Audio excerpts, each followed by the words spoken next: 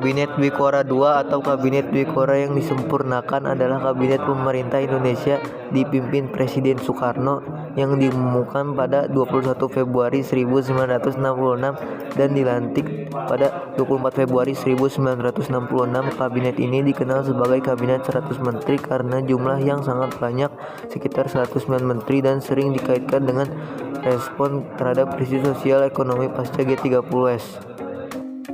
Alasan didirikan 24 Februari 1966, respon terhadap Tritura, Soekarno melakukan perombakan reshuffle untuk menanggapi tuntunan mahasiswa dan rakyat yang menuntut pembubaran PKI, pembersihan kabinet dari unsur PKI, dan penurunan harga. Penyempurnaan kabinet dikenal sebagai Kabinet Dwikora yang disempurnakan, dibentuk untuk menstabilkan kondisi politik dan ekonomi yang kacau. Upaya mempertahankan kekuasaan.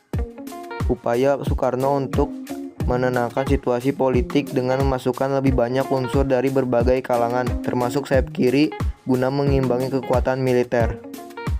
Alasan dibubarkan 28 Maret 1966. Tuntutan rakyat tidak terpenuhi. Kabinet ini justru disebut-sebut masih mengakomodasi tokoh-tokoh yang terlibat dalam G30S PKI seperti Subandiro, sehingga tidak memenuhi poin penting Tritura, aksi mahasiswa dan tekanan militer. Masuknya unsur PKI memicu kemarahan publik dan aksi demonstrasi mahasiswa yang semakin masif, didukung oleh militer yang menolak hasil perombakan tersebut. Pelantikan berlangsung kacau, banyak resistensi membuat jalannya pelantikan tidak mulus. Peristiwa penting Kabinet Dwikora II. Pelantikan Kabinet 100 Menteri 24 Februari 1966.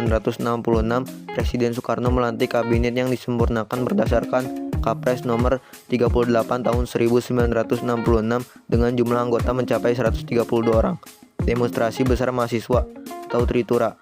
Pelantikan kabinet ini ditolak oleh mahasiswa karena masih terdapat tokoh-tokoh yang dianggap terlibat G30S, sehingga memicu aksi demonstrasi masif yang dikenal dengan Tritura.